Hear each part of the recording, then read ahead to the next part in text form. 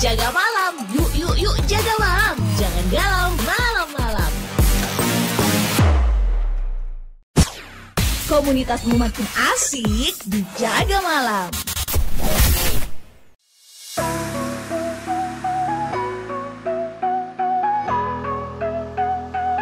Selamat kemana Merari Pro 2 FM Sumeneb, teman terbaik kamu karena kita Indonesia. Hai teman Pro 2, balik lagi nih setelah keriuhan beberapa waktu yang lalu. Mulai dari proses kita mengenal calon legislatif sampai calon presiden tuh ya, di tingkat daerah Jawa Timur, kemudian di tingkat nasional, terus presiden wakil presiden juga. Nah itu semua udah kita lalui di pemilu yang sudah dilaksanakan di Februari 2024 yang lalu. Nah sekarang ini kita barengan lagi di dialog pasca pemilu, dan ini merupakan episode keduanya kita karena beberapa waktu yang lalu kita sudah pernah juga ngobrol sama pelaku, sama orang-orang yang memang terlibat langsung dalam pemilu itu. Ada Bawaslu, terus ada perwakilan dari KPU juga, ada anak-anak yang memang jadi panitia nih, yang kebetulan mereka itu pas lagi pertukaran pelajar di Malaysia. Kita sudah sharing-sharing pengalamannya, itu seru banget ya di episode pertama. Nah kali ini kita kembali di dialog pasca pemilu, dan Farida sudah barengan bersama generasi milenialnya Kabupaten Sumeneb. Nanti juga didampingi salah satu dosen muda yang mengajar di salah satu kampus di Kabupaten Sumeneb juga. So, di dialog pasca pemilu kali ini kita bakal ngobrolin generasi Z di era 4.0 menyongsong kepemimpinan Indonesia 2024 sampai 2029 mendatang nih teman Pro 2. Kita sapa yuk. Di studio barengan sama Farida itu sudah ada Kak Muhammad Romli. Dia merupakan ketua generasi emas Nusantara Jawa Timur. Selamat pagi Kak. Selamat pagi. Oke, terus barengan sama kita juga ada, ini aku barengan sama Double Muhammad ya. Ada Kak Muhammad Sohir, dia merupakan ketua HMI Cabang Sumeneb. Selamat pagi. Selamat pagi. Nah kalian berdua apa kabar? Alhamdulillah sih. Luar biasa. Oke, ini udah dari Februari kan, Maret, April, Mei, Juni, udah 4 bulan berlalu ya sejak pemilu. Yeah. Masih ada ini ya sih, isu-isu yang sering dibaca tiap hari atau informasi yang didapatkan tiap hari terkait dengan sisa-sisa dari pemilihan umum. Oke, Kak Romli. Ya kalau bicara sisa-sisa ya sepertinya belum ini, karena kalau bicara di Sumeneb ya belum selesai sebenarnya, karena meskipun kita presiden kemudian legislatif sudah selesai, tapi kita sebentar lagi akan menghadapi pemilihan gubernur dan bupati seperti itu kan, Farida. Jadi bakalan pilkada, lanjut ke Iya. itu ya. Kalau Kak Sohir sering baca-baca masih tiap hari ngikutin perkembangan. Ya pasca dari pemilu 2024 ini kemarin memang banyak isu-isu yang berkembang, termasuk bagaimana kita itu harus disajikan isu-isu tentang rekonsiliasi, ya kan? Ini harus menjadi isu-isu yang dibahas oleh para pemuda. Juga bagaimana ketika berbicara tentang perkembangan dinamika partai. Nah kita ini kan pemilu 2024 kemarin ini sudah menjadi sejarah dalam kehidupan kita. Artinya dalam dunia demokrasi kita ini sudah menjadi sejarah. Bagaimana kita kan belajar dari sejarah untuk menentukan langkah hari ini dan menentukan masa depan kita, kan seperti itu kira-kira. Ini benar menjadi pesta demokrasi 5 tahunan yang kemudian 5 tahun lagi tidak menutup kemungkinan ini akan terjadi lagi. Kan seperti itu kalau tidak ada perubahan tidak ada perubahan sistem kenegaraan kita, kan seperti itu kira-kira. Tuh teman Pro 2, salam pembuka dari generasi milenialnya kita, mereka yang mengkoordinatori lah ya. Dan gak lupa juga, Farida mau sapa sama pagi yang sudah barengan sama kita, dosen mudanya PEN Sumeneb, ada Ahmad Walid Juhairi, atau nama kerennya kalau di kampus di kalangan mahasiswa dan juga teman-teman beliau biasa disebut dengan Pak Uji. Selamat pagi. Halo, selamat pagi Mbak Farida. Oke, kabar baik Pak? Oh, saya baik. Kalau Pak Uji? Alhamdulillah, ini lagi di kampus, maaf gak bisa bergabung di sana. Wede, tapi tetap oke kok. Tetap terlihat di sini, tetap terlihat menawan dari studionya RRI nih Pak. Nah, kalau Pak Uji gimana melihat teman-teman mahasiswa memanfaatkan IT, kemudian menjaga isu-isu agar tetap positif nih setelah pemilu yang setiap hari kan bersinggungan sama teman-teman mahasiswa nih Pak?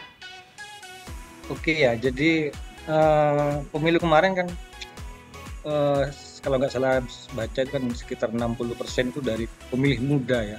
Jadi didominasi generasi milenial lah. Ini biasanya kalau pemilih muda erat kaitannya dengan penggunaan media sosial ini. Mereka lebih aktif dan ini menjadi komoditas yang potensial nih untuk bisa menggiring atau politik identitas melalui media sosial dan segala macam. Nah, generasi muda tentunya yang diperlukan itu adalah meningkatkan literasi digital supaya dia bisa menyaring atau memfilter dirinya, memitigasi adanya disinformasi, hoax dan segala macam. Apalagi sekarang maraknya teknologi AI ya, yang kadang susah dibedakan nih asli apa palsu nih gitu. Benar, iya benar. Farida juga kalau pas pemilu kemarin tuh ngikutin isu-isu yang dikembangkan oleh pendukung calon gitu. Kadang kalau untuk menjatuhkan yang lain itu menggunakan suara yang itu udah AI banget, disalahgunakan jadi suaranya siapa, mengkampanyekan siapa gitu-gitu. Ada juga yang seperti itu yang ditemukan ya Pak Uji? Wah, ada banyak sekali sebenarnya. Jadi ada istilah dalam AI itu namanya deepfake ya. Jadi deepfake itu kayak manipulasi gambar, suara bahkan audiovisual menjadi mirip. Jadi bahkan pernah yang saya baca itu ada penelitian yang menunjukkan bahwa manusia lebih tertarik pada narasi ya, yang membentuk identitas atau memperkuat keyakinan yang sejalan dengan perspektif sosial politik mereka, meskipun dia tahu kalau berita itu atau video itu palsu gitu. Contohnya ada, mungkin dulu pernah lihat video Donald Trump atau Presiden Amerika, dia berbicara bahasa Indonesia dengan lancar gitu. Itu kita tuh lebih tertarik gitu kan, meskipun kita tahu sebenarnya itu palsu gitu dengan teknologi AI gitu. Orang-orang ternyata masih begitu ya. Kalian berdua gitu juga nggak sih? Kalian berdua lebih suka yang kayak gitu-gitu nggak sih? Kami ini yang di sebelahnya Farida nih, Double Muhammad ini merupakan generasi pelaku karena generasi milenialnya gitu. Kalau Pak Uji kan pengamatnya dia ya dari segi IT gitu ya. Nah, kalau Kak Romli gimana melihat teman-teman memanfaatkan IT pasca pemilu tuh? Biasanya untuk apa yang berhubungan dengan pemilu nih? Ya, jadi kalau kita bicara generasi milenial dan Gen Z itu memang mereka ini lebih melek teknologi daripada generasi-generasi sebelumnya, karena mereka bahkan hampir dalam sehari waktunya itu didominasi oleh gadget. Jadi mereka itu sudah tidak bisa dipisahkan. Mungkin mereka itu lebih baik gak makan daripada beberapa jam itu mereka nggak pegang HP gitu. Makanya perlu benar apa kata Pak dosen tadi, memang untuk generasi muda ini harus ada pendidikan khusus untuk anak muda agar bisa memanajemen dirinya, terutama dalam isu politik, karena memang 2024 ini tantangan karena hampir, yang katanya Pak dosen tadi, hampir kita sulit membedakan ini asli apa palsu. Makanya Gen Z ini harus ada di depan untuk bisa memilih atau memilah antara yang benar dan salah seperti itu. Terutama isu-isu. Benar, di lingkungannya Kak Sohir persis gak sih seperti halnya di lingkungannya Kak Romli ini? Dan bagaimana nih cara teman-teman HM itu mengedukasi istilahnya kader ya, bener ya? Iya. Jadi kalau berbicara tentang perkembangan saat ini, masalah tentang perkembangan teknologi dengan kondisi politik yang ada, memang kita itu dalam memahami politik ini lebih banyak mendapatkan informasi dari teknologi, dari media lah seperti itu. Karena pada dasarnya kita dalam era saat ini hampir semua kehidupan kita didominasi atau diatur oleh teknologi, sehingga pada akhirnya mau tidak mau kita sebagai generasi juga tidak boleh gaptek, dalam artian kita lebih banyak lebih banyak bergerak dalam hal-hal yang realitas kayak gitu. Artinya harus lebih banyak beradaptasi dengan teknologi. Nah, di sini mungkin menjadi salah satu persoalan jika kita dalam generasi saat ini lebih kepada menggunakan teknologi ini terhadap suatu hal yang hedon, yang sifatnya sementara. Nah, cuman kan kita memang persoalan kita di pemuda ini, banyak pemuda yang apatis terhadap perkembangan politik saat ini ya, kan kayak gitu. Sehingga kalau berbicara tentang politik ya nggak ada gunanya terhadap kita ini dan itu, karena sudah terdoktrin sejak dari awal bahwa memang pemuda-pemuda itu lebih cenderung terhadap hal yang sifatnya hedonisme inilah kayak gitu. Makanya kalau dalam tubuh HMI ini memang walaupun teknologi sudah mendominasi, di sisi lain di HMI itu lebih kepada penguatan literasi yang disampaikan oleh Bapak dosen tadi gitu. Gerakan-gerakan literasi, bagaimana kader-kader itu memiliki kekuatan, memiliki kapasitas secara personal, kekuatan intelektualnya, emosionalnya, sosialnya, ini didukung oleh literasi, dan itu bukan hanya mengkonsumsi literasi, tapi bagaimana kita itu bisa memproduksi gitu kira-kira. Nah, itu yang termasuk gerakan-gerakan literasi kita. Kalau ada tulisan kita masukkan ke media agar menjadi konsumsi publik kan. Gitu, oh begitu ternyata kalau di lingkungannya Kak Sohir nih. Semoga aja teman-teman yang lain yang di luar tuh bisa mengikuti lah. Soalnya sekarang banyak nih generasi milenial yang dia dapetin info di media sosial gitu. Iya, lihat judulnya Selesai. Cocok gitu, cocok ya. Meskipun dia tidak tahu sumbernya dari mana, ini hoax apa enggak, ini bahaya apa enggak, kalau di-share, tinggal share aja. Aduh, itu bahaya sekali.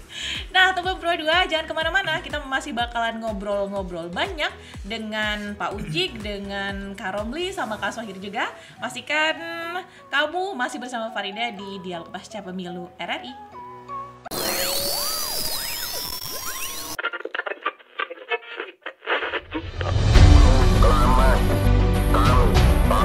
Indonesia dengan ini menyatakan kemerdekaan Indonesia. Tak berhenti di era kemerdekaan, RRI terus berkembang dan beradaptasi dengan perubahan zaman.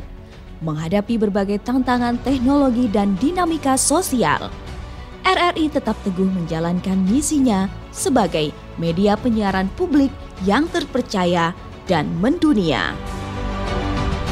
Dari siaran analog hingga digital, dari radio gelombang pendek hingga streaming internet, RRI terus berinovasi untuk memenuhi kebutuhan informasi dan hiburan masyarakat. Dengan moto sekali di udara, tetap di udara, RRI membuktikan komitmennya dalam menyuarakan kebenaran dan membangun kesadaran nasional.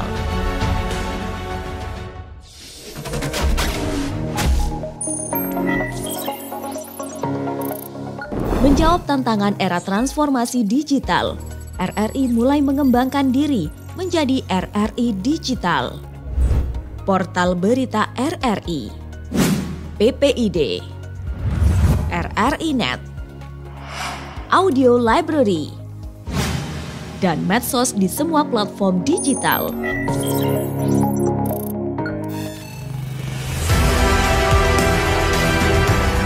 RRI akan terus berinovasi dan siap bersaing di era konvergensi media. Sekali di udara, tetap di udara.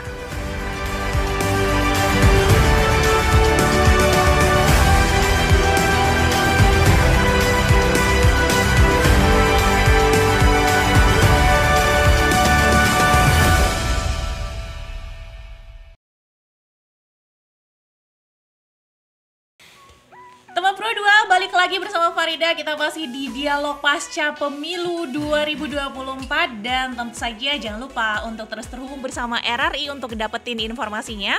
Kamu bisa tune in di FM 94,6 RRI Pro 2, bisa di RRI Digital, bisa juga di rri.co.id untuk streamingnya kita. Dan jangan lupa untuk tonton YouTube di RRI Sumeneb.net ya. Masih barengan sama Kak Romli, sama Kak Sohir, sama Pak Ujik juga di line Zoom-nya kita untuk pagi hari ini. Nah, kita udah ngobrol banyak. Kalau di lingkungan Kak Sohir tadi, penguatan literasi agar teman-teman itu bisa memilih dan mana yang baik, mana yang enggak gitu ya. Terus kalau di Kak Romli biasanya konsumsi anak-anak gitu, kayak misalnya bikin konten ataupun bacaannya mereka gitu, itu biasanya apa sih yang menjadi konsumsinya mereka nih Kak? Iya, konsumsi mereka itu sebenarnya ya harus disesuaikan dengan isu-isu terkini, terutama ini dalam bidang politik, karena jumlah pemilih muda ini fantastis, luar biasa, dan ini juga menjadi penentu. Jadi generasi muda ini jangan sampai hanya dijadikan sebagai alat politik, sebagai komoditas politik, semuanya relawan, apa itu namanya semuanya kalau nggak milenial, Gen Z, milenial, muda, apa itu. Jadi ini membuktikan bahwa suara generasi muda ini sebagai penentu. Nah, makanya anak-anak muda ini tidak boleh buta terhadap politik.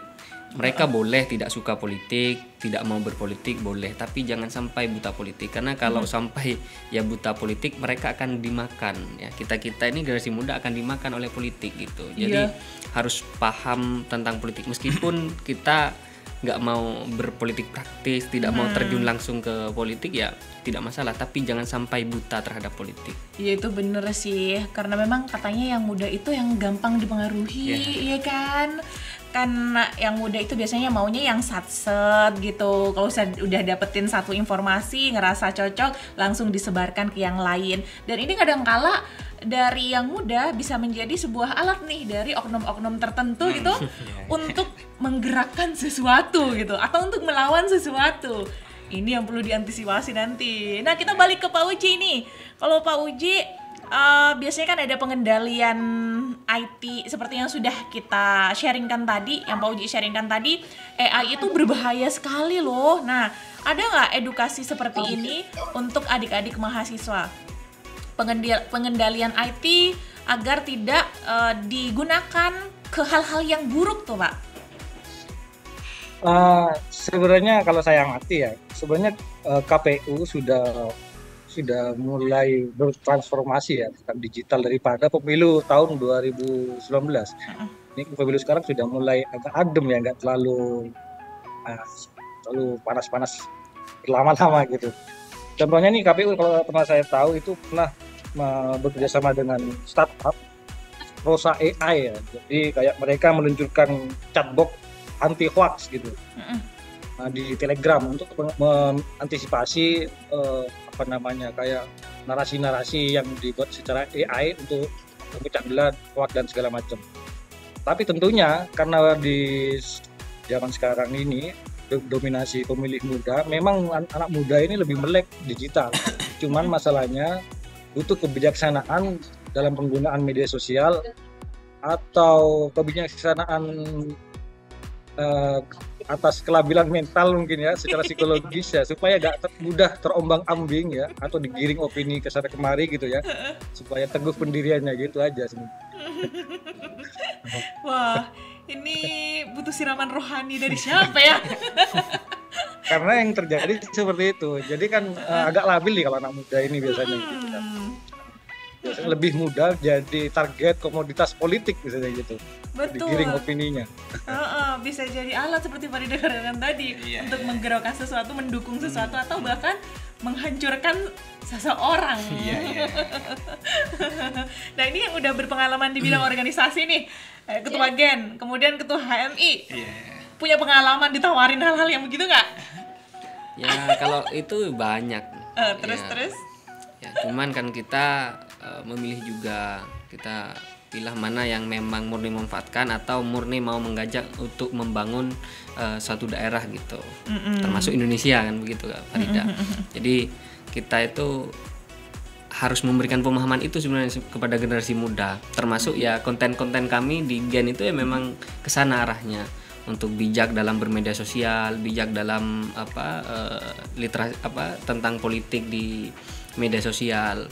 Karena kita untuk mengetahui isu-isu nasional itu tidak butuh beberapa hari, tidak butuh beberapa jam, hitungan detik kita sudah bisa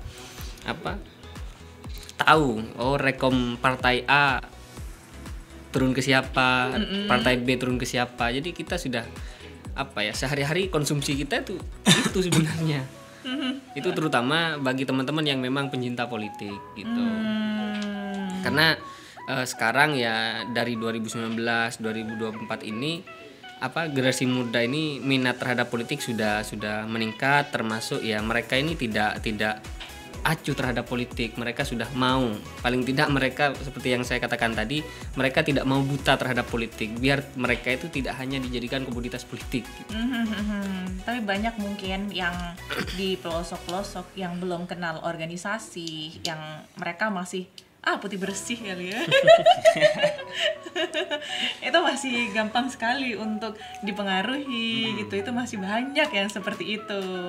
Nah, di Kak Sohir, di teman-teman HMI ada edukasi tentang politik juga nggak sih program-programnya sama teman-teman gitu, sama kader-kader? Kalau secara konkret tentang edukasi tentang politik ini memang tidak terlalu kami kedepankan, karena pada dasarnya ya gerakan-gerakan seperti itu memang sudah secara tidak langsung sudah terlaksana kalau di HMI. Karena geraknya organisasi HMI ini lebih kepada penguatan personal kader yang memiliki pemahaman tentang suatu hal. Sehingga contohlah dalam aspek politik ini, pada aspek politik ini, ketika ada gerakan-gerakan politik, maka yang harus dijaga pertama adalah personal dari kader, pemahaman tentang bagaimana konstruk berpikirnya, sehingga benar kata Mbak tadi, biar tidak gampang terkontaminasi, dibawa ikut arus ada arus ke selatan ikut ke selatan, ada arus ke utara ikut ke utara, seperti itu. Nah, kita ini memang lebih fleksibel ya, malahan kalau dalam gerakan-gerakan perkaderan itu kita lebih ekstrim cara berpikirnya.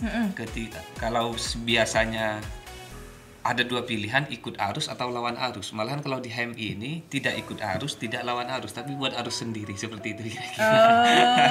Iya. Kalau orang-orang ke timur atau yang lainnya ke barat, teman-teman HMI ke atas. Iya, ke atas, seperti itu kira-kira. Dan makanya itu menjadi motivasi tersendiri bagi kami. Memang doktrin dalam organisasi kami ini lebih kepada penguatan personal dari kader, kapasitas kader, kualitas kader, kayak gitu. Kalau ada persoalan suatu hal ketika nyampe ya seperti pemilu ini, maka diri personal kader itu lebih kuat untuk menghadapi. Artinya tidak gampang terkontaminasi oleh seperti halnya money politik dan lain sebagainya. Walaupun kita ini sebagai rakyat Indonesia sudah secara umum ya sudah mengakui dengan adanya praktek-praktek politik seperti itu. Gitu kira-kira. Oke, kita cari tahu lebih banyak yuk. Pasti seru nih kalau dalam dunia teknologi yang banyak diketahui sama Pak Uji ini, ada AI dan semacamnya, terus tadi ada contoh-contohnya gitu. Nah, hal yang berbahaya yang ditemui, yang kalau tadi di KPU itu memang sudah ada sesuatu yang diupayakan gitu. Contoh-contoh yang lain yang Pak Uji bisa jabarkan juga, bisa jelaskan tuh apa Pak terkait dengan pemilu yang sebenarnya ini merugikan kita gitu Pak? Ya, era AI saat ini memang sudah merevolusi ke segala lini ya, ke hidup masyarakat, bahkan di dunia bukan cuma masalah politik, ke dunia industri juga nih. Di zaman sekarang itu yang paling membahayakan, disalahgunakan ya tadi istilah namanya deepfake gitu ya. Jadi kayak seperti algoritma AI yang mempelajari contohnya pada wajah manusia ya. Wajah Mbak Farida nih, saya bikin video, ambil videonya Mbak Farida, jadi diambil persamaan kedua wajah, sehingga wajah Mbak Farida saya rubah dengan wajah orang lain gitu. Itu secara real time memulihkan wajah dari kedua wajah itu, dicari persamaannya, secara AI, dan itu kalau digunakan dengan cara yang salah itu bisa sangat membahayakan. Ngeri ya Pak, jangan Secara real time. Iya, jangan berbeda saya dengan seorang programmer atau seorang manusia mengerjakan secara editing ya, itu butuh waktu sangat lama dan sangat rumit. Tapi kalau algoritma AI itu hanya membutuhkan waktu sangat singkat untuk merubah, memanipulasi itu semua. Dan siapa sih itu Pak juga, yang bisa melakukan ya, itu? Siapa yang bisa melakukan itu? Apa semua orang bisa nih? Itu sudah banyak di aplikasi-aplikasi Play Store, sudah banyak ditemui nih. Di AI yang merubah wajah, filter wajah itu sudah AI semestinya itu. Mengganti Presiden Putin dengan wajah siapa gitu kan, seperti apa kan bisa. Itu kan sudah banyak secara bebas bisa diunduh kan melalui aplikasi Play Store segala macam. Cuma masalahnya ketika itu digunakan dengan cara-cara yang salah, dan cenderung kita tidak bisa membedakan, apalagi mungkin orang-orang awam ya, kurang melek teknologi, begitu saja percaya mungkin ya, itu yang membahayakan. Contoh mungkin ini kayak kasus yang baru-baru ini contohnya ya, kayak kasusnya melenceng sedikit ya, kayak kasusnya Vina, tiba-tiba ditemukan nih surat telepon dari siapa ya gitu. Itu bisa dibuat dengan AI, suaranya dimiripin dengan suara pelakunya ya, dimiripin secara persis audionya itu dengan real time. Nah itu kalau nggak diantisipasi ya bisa aja percaya gitu ya, kalau ini benar-benar surat telepon dari pelaku gitu contohnya gitu. Iya, dan kalau misalnya itu terjadi kemudian berpengaruh kepada kondisi politiknya kita, artinya kepada pimpinan-pimpinan, calon pimpinannya kita, pimpinan negara kita, itu bisa berbahaya sekali ya Pak, hal yang seperti itu. Kak Romli sama Kak Sohir pernah menemukan kasus yang seperti itu nggak sih? Banyak sekali sih. Terus gimana ngasih taunya sama teman-teman yang ada di bawah? Kan karena tidak menutup kemungkinan teman-teman kan masih sama-sama belajar nih. Ada yang baru masuk dan katanya Farida, oh mungkin dia berasal dari tempat yang jauh dari teknologi, jarang sharing-sharing gitu. Mereka masih butuh sekali banyak sharing dan pengetahuan dari senior-senior seperti halnya orang berdua ini gitu. Bagaimana tuh? Ya kalau ya kita urusan literasi digital ini memang penting ya. Termasuk ya urusan ya tadi AI, merubah suara, kemudian juga yang suaranya sama dengan mimik wajahnya misal. Itu yang berbahaya sebenarnya. Misal suaranya Kak Sohir saya beri narasi tentang politik mendukung salah satu paslon misal. Dan itu sama gitu. Lah kita kan perlu cross check ini benar atau tidak. Lah cross checknya ini dalam kegiatan apa gitu. Atau kalau perlu kita konfirmasi ke yang bersangkutan kan seperti itu. Ini salah satu cara untuk membuktikan ini benar atau salah seperti itu. Karena sudah banyak ya tiba-tiba foto presiden joget misal terus kemudian salah satu tokoh kemudian berstatement mendukung misal, padahal kadang ketika sudah di cross check tidak. Itu memang kecanggihan teknologi sekarang. Makanya ya kita anak muda ini harus benar-benar bisa membedakan mana yang benar dan salah gitu. Harus cross check ke yang bersangkutan kalau perlu. Kayaknya perlu ya Kak, itu kayak ada pelatihan menguasai teknologi. Perlu nih ya. Jangan lupa nanti undang Pak Uji. Siap. Bersama Pak Uji nanti. Iya. Siap. Karena seringkali itu terlupakan gitu ya. Teman-teman dijejali, biasanya kalau di organisasi gitu, dijejali dengan bagaimana kita harus independen, tapi lupa kalau ada hal-hal yang ternyata ini bisa berpengaruh dan pengaruhnya tuh sangat besar nih gitu ya. Seperti halnya teknologi ini gitu, apalagi pasca pemilu ini. Nah, keberpihakan. Kalau teman-teman muda ada nggak keberpihakan tertentu yang mereka kekeh sekali mendukung itu, mengkampanyekan itu, kemudian share juga di media sosial dan lain-lain? Di teman-temannya Kak Sohir ada gitu nggak? Kalau keberpihakan ya dalam dunia politik ini, kita itu memang lebih selektif aja. Jadi ketika kita kan kalau seperti HMI ini memiliki tujuan masing-masing, setiap organisasi memiliki tujuan masing-masing, termasuk di HMI.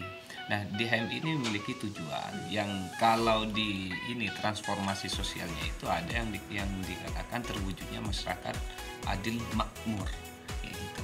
Nah, bagaimana ketercapaian tersebut itu?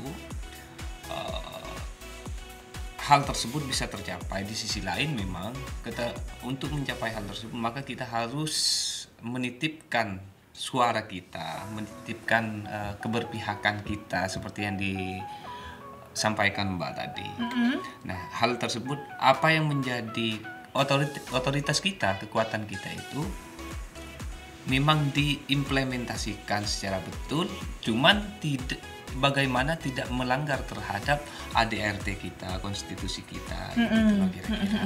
Karena kalau dalam organisasi kita selama kita masih berkader memang untuk ke politik praktis ini lebih ada langkah-langkah preventif, ada langkah-langkah pencegahan seperti itu, biar agar supaya konstruk berpikir tentang dirinya secara personal itu lebih komprehensif, lebih lengkap, lebih utuh seperti itu kira-kira. Makanya dalam politik praktis kita kalau ada realitas politik di depan kita maka kita pahami terlebih dahulu untuk saat ini. Bagaimana kita belajar terhadap realitas yang sudah terjadi untuk menjadi referensi atau kekuatan pengetahuan kita di masa depan seperti itu kira-kira.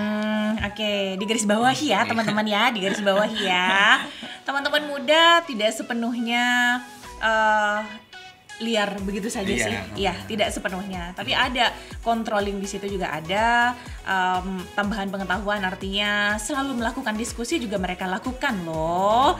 Dan kalau tadi belajar banyak sama Pak Uji, nah itu juga bisa diterapkan nanti sebagai oleh-oleh nih sama teman-teman Gen dan juga teman-teman HMI. Tapi jangan kemana-mana, kita masih akan menemani kamu, sharing-sharing barengan kamu. Kalau misalnya kamu ada pertanyaan boleh disampaikan melalui semua media sosial kita, entah di WhatsApp, di Instagram ataupun di RRI Digital melalui laman live chatnya kita. Jangan kemana-mana, Farida bakal balik lagi. We gonna break for a moment. RRI Digital. Nikmati kemudahan interaksi, partisipasi, dan kolaborasi dengan RRI Digital. Interaksi, dengar dan saksikan siaran langsung kami, daftarkan akun kamu, dan mulailah berinteraksi di setiap program dan konten kami. Partisipasi, kreasikan konten kamu dengan berita, podcast, vlog, film, musik, dan playlist. Kolaborasi, kami mengajak berbagai komunitas untuk berkembang bersama melalui digital platform. RRI Digital sekarang menghadirkan terobosan baru, workspace platform dan online learning platform dengan fasilitas-fasilitas unggulan, monitor impact dan outcome, meeting online, video conference, dan library. RRI Digital menghadirkan fitur-fitur untuk peningkatan interaksi, partisipasi, kolaborasi, workspace, dan learning. Yuk segera download RRI Digital. 94,6 RRI Pro 2 FM Sumeneb, teman terbaik kamu karena kita Indonesia. Yang peduli sama Indonesia bukan cuman yang bergerak di bidang politik, bukan cuman yang menduduki jabatan tertentu di negara, di provinsi ataupun di daerah ya.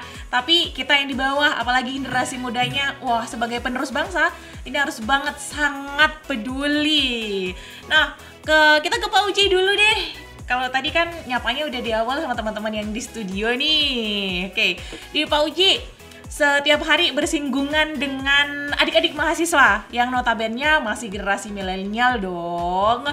Nah kan belajarnya IT nih kalau di PENS, karena memang beberapa jurusan di PENS itu yang mengarah ke telekomunikasi dan juga informatika nih Pak.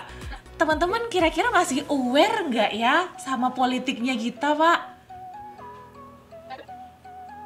Ya pastilah, karena mereka kan juga jadi pemilih, harus wajib literasi politiknya terhadap pemilih-pemilih itu harus dipahami kan, seperti itu.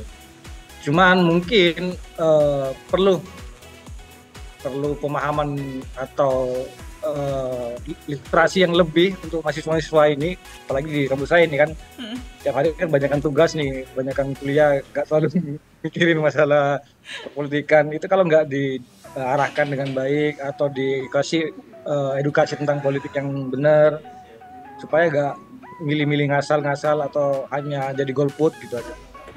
Antisipasi ini penyalahgunaan IT yang sudah dilakukan, Pak Uji sebagai pendamping tuh apa yang selalu ditekankan sama teman-teman mahasiswa, Pak? Selain tadi yang saya sebutkan tentang kebijaksanaan dalam media sosial, sebenarnya anti hoax, anti AI itu sudah ada, cuman mungkin belum menyeluruh. Kalau di dunia kampus itu sudah ada namanya deteksi AI, biasanya pada tulisan-tulisan karya ilmiah ya. Kalau sebelumnya mungkin ada anti plagiasi, ini sudah ketahuan nih deteksi AI. Jadi kalau ada mahasiswa mengerjakan tugas pakai AI, sudah pakai dimasukkan ke sistem itu, sudah ke detect nih. Ya mengerjakan pakai AI gitu. Nah, itu mestinya nanti mungkin ke depan sudah mulai berkembang untuk berbagai lini ya. Karena pasti gini ya, tanda kutip tandanya virus ya. Pasti ada antivirusnya. Bisa jadi yang bikin antivirusnya yang bikin antivirus yang punya virus, bisa jadi seperti itu. Iya, jualan antivirus terus bikin virus. Nanti pasti ada anti AI tentang deepfake seperti itu ya, udah kedetek ini AI apa segala macam. Tapi selama ini kalau kita melihat mungkin generasi muda yang sudah melek digital sedikit banyak sudah bisa membedakan, meskipun secara visual tampak penampilannya itu susah dibedakan, tapi kan kita bisa melihat ini mungkin nggak atau nggak mungkin ya ini. Jadi ada ya edukasi semacam itu, dan itu bukan cuma edukasi tapi dipraktekkan secara langsung. Itu bagian dari defense ya, dari pencegahan gitu ya, Pak. Ya, hati-hati. Untung bukan muridnya Pak Uji ya kan. Tapi enggak, mengerjakan tugas ya menggunakan AI kan. Aman, karena belum tahu dulu kan. Belum. Coba kalau udah tahu, praktekin dulu. Iya, praktekin. Jadi dipraktekin tuh ya, gimana nih mengerjakan tugas menggunakan AI gitu. Oke, teman-teman, kita akan menyongsong pilkada. Dan ini juga serentak ya di seluruh Indonesia. Termasuk salah satunya di Sumeneb kalau nggak salah di bulan November mendatang, ya nggak sih? Iya. Dan ini tentu butuh action dari para generasi mudanya kita nih, lagi-lagi gitu ya, memanfaatkan media sosial, bagaimana tidak terpengaruh dan lain-lain. Ada rencana untuk menyiapkan itu nih teman-teman Gen? Ya, kalau rencana sebenarnya sudah lama dan kita ya tidak hanya berencana tapi sudah melakukan sebenarnya untuk menuju pilkada. Dan karena kami Gen Jatim itu mencetuskan program yang namanya program Suara Generasi. Ya, jadi Suara Generasi ini memang berfokus pada isu politik, ya, Suara Generasi. Jadi di setiap kabupaten kota di Jawa Timur teman-teman sudah bergerak ini, ya, termasuk juga di Sumeneb. Di Sumeneb sudah beberapa kali kita ngobrolin tentang politik ataupun di pilkada seperti itu. Jadi kita sudah mulai ada diskusi-diskusi dengan dengan KPU, dengan Bawaslu, termasuk juga penindakan dengan aparat penegak hukum misal. Terus kemudian dengan tokoh-tokoh politik, karena itu penting. Kenapa? Karena generasi muda ini tidak hanya sebagai pemilih tapi juga ada sebagai penyelenggara, ada sebagai pengawas, ada juga sebagai mungkin yang akan jadi juru bicara dan lain sebagainya, atau jadi tim pemenangan. Jadi kita sudah mulai bergerak ke sana. Jadi memberikan edukasi kepada generasi muda untuk cerdas dalam berpolitik.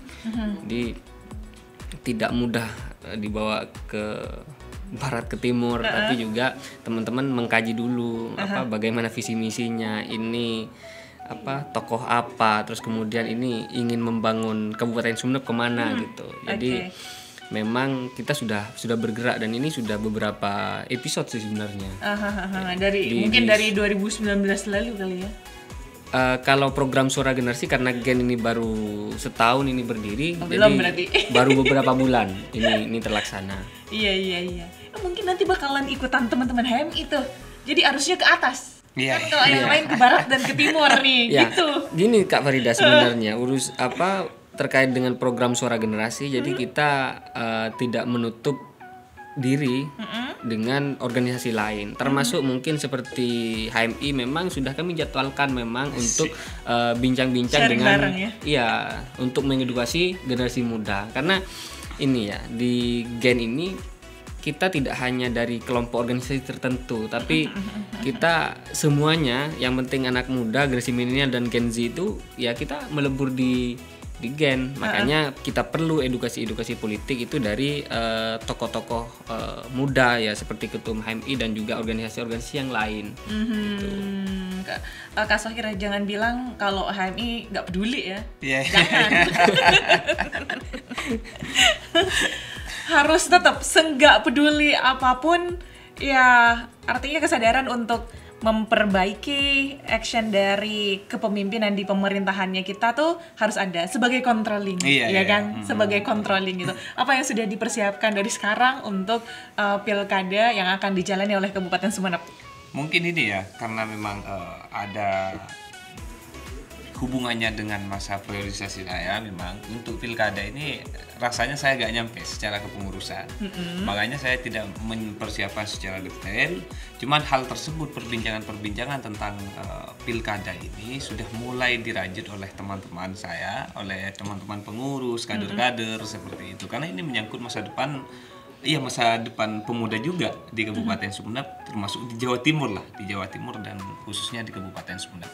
Makanya dalam hal perbincangan tentang pilkada ini lebih kepada bagaimana kita mengharapkan satu pemimpin yang memang benar-benar menjadi representasi rakyat di grassroots, masyarakat di bawah, dengan bagaimana kita sebagai pemuda, sebagai mahasiswa yang memiliki pemahaman yang lebih daripada orang-orang yang fokus mencari nafkah, ya kan, bertani dan lain sebagainya, menyampaikan hal tersebut di ruang publik dengan cara apa tadi, gerakan-gerakan media dan lain sebagainya gitu kira-kira.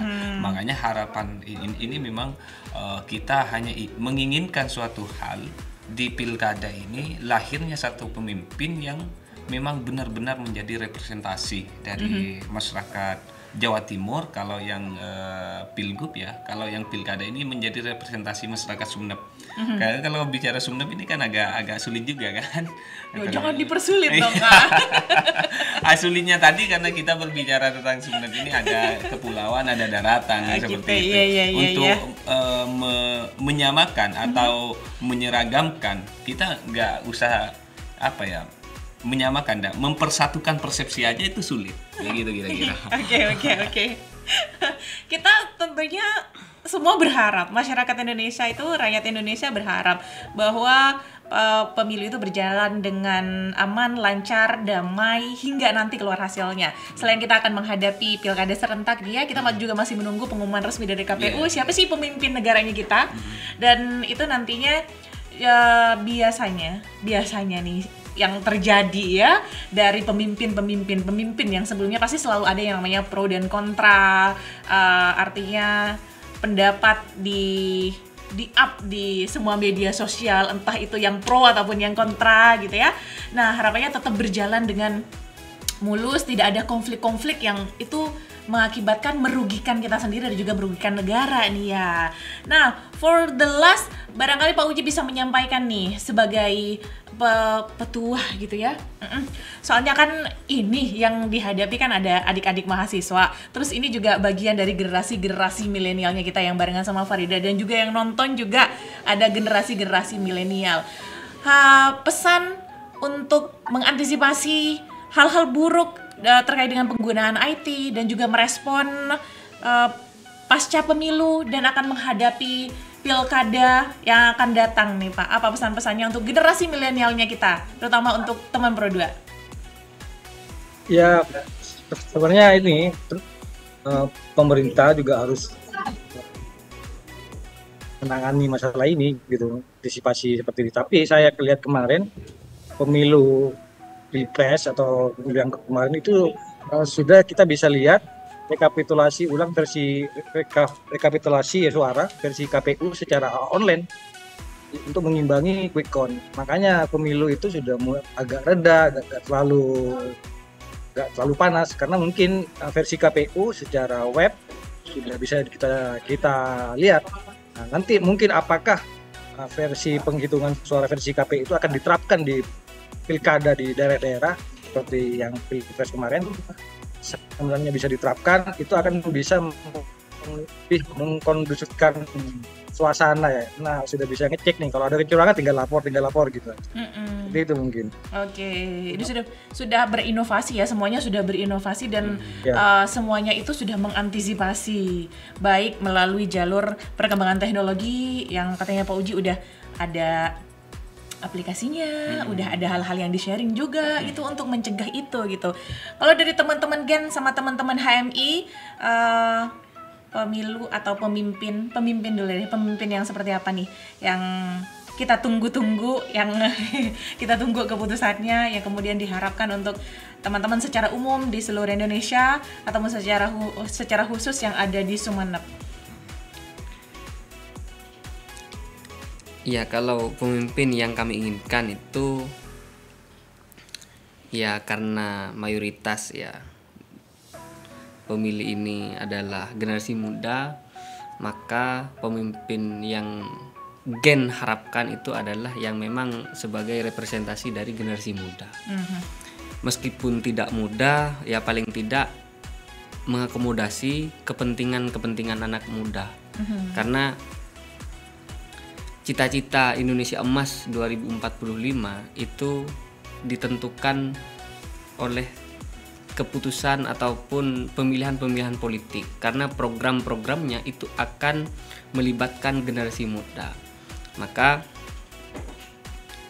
program-program yang pro terhadap anak muda ini menentukan sukses atau tidaknya Indonesia Emas di 2045. Kira-kira seperti itu. Karena kalau tidak memihak terhadap anak muda, maka ya apa? Karena harapan kita khususnya di Jawa Timur maupun juga di Sumeneb ini ya siapa kalau bukan anak muda gitu. Karena apa ya, dari segala aspek anak muda sudah masuk. Ya, anak muda sudah mendominasi di semua lini, semua sektor.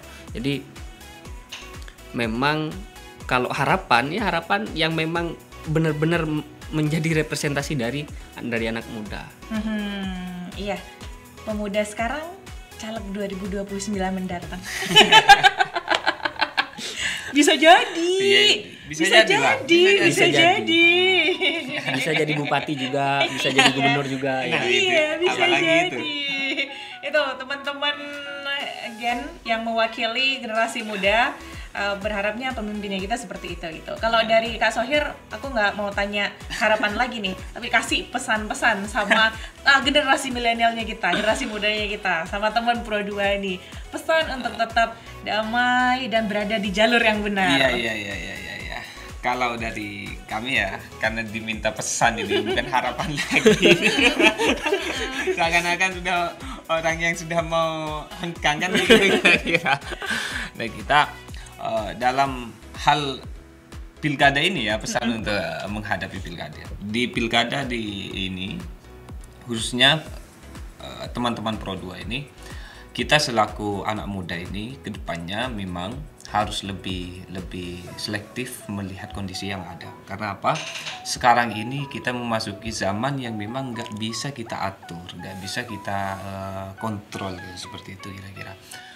Disebabkan apa? Perkembangan teknologi ini semakin pesat yang sudah mendominasi kehidupan makhluk yang namanya manusia. Sehingga pada akhirnya kita ini selaku orang yang lebih paham, mahasiswa atau manusia yang terdidik, itu lebih kepada bagaimana kita harus berperilaku adil terhadap diri kita. Bagaimana penjelasan adil terhadap diri kita itu untuk lebih memeta-metakan di mana kita harus memposisikan diri selaku mahasiswa. Tidak semua hal harus kita lakukan, tidak semua hal harus kita hadapi. Tapi di sisi lain dengan kapasitas yang kita miliki, minimal kita sebagai mahasiswa paham terhadap kapasitas diri, sadar akan kemampuan kita, dan sadar akan apa yang kita hadapi, seperti itu kira-kira. Makanya di sini berhubungan dengan pilkada di setiap daerah di Indonesia ini, anak muda harus menjadi, kita sebagai pemuda harus ada di garda terdepan. Bagaimana memperjuangkan implementasi pilkada secara benar, bersih, dan lain sebagainya. Apabila ada kecurangan yang kita ketahui, maka kita sebagai orang yang lebih paham, kita statusnya sebagai aktivis, maka kita sikapi bersama. Jangan pernah malu dengan kapasitas yang kita miliki. Status kita sebagai mahasiswa itu ya sangat merdeka lah. Cuman di sisi lain memang jangan lupa terhadap penguatan diri, penguatan personal, seperti itu ya. Oke, itu di garis bawah ya, kata-kata terakhir ya, 3 kata terakhir ya. Iya. Kalau misalnya nggak nutut, apa tadi deh 3 kata terakhir? Play ulang ya. Oke, teman Bro 2, senang sekali bisa menemani kamu. Semoga bisa membuka lebih luas lagi pemikiran kita setelah pemilu, harus apa dan bagaimana kondisinya di kalangan generasi milenialnya kita. Dan tadi juga sudah dipaparkan sama Pak Uji bahwa harus ada beberapa pencegahan terkait dengan kasus-kasus juga yang terjadi berhubungan dengan IT yang sekarang udah banyak penyalahgunaannya dari mulai AI dan lain-lainnya. Tapi tentu saja ada usaha yang berimbang lah ya dari pihak-pihak terkait yang berhubungan dengan pemilu untuk mencegah hal itu, untuk defend hal itu ya. Terima kasih sudah menyimak kita di Dialog Pasca Pemilu. Pak Uji, terima kasih banyak sudah standby bersama Farida ya siang hari ini. Terima kasih banyak. Kak Soegir sama Kak Romli juga terima kasih banyak. Siap. Di episode berikutnya kita akan ketemu lagi. Siap. Meski tidak di judul yang sama, tapi di studio yang sama. Iya. Paling tidak lebih ekstrim temanya lah. Ada. Teman Pro 2, kita akan kembali lagi di dialog-dialog yang lain ya, yang lebih keren, yang lebih santai, dan tentu saja semoga semuanya bisa bermanfaat dan menambah wawasannya kita supaya lebih kreatif dan inovatif lagi. Bye-bye.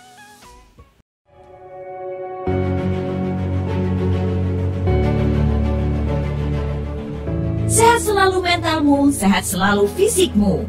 Sampai jumpa di Jaga Malam berikutnya.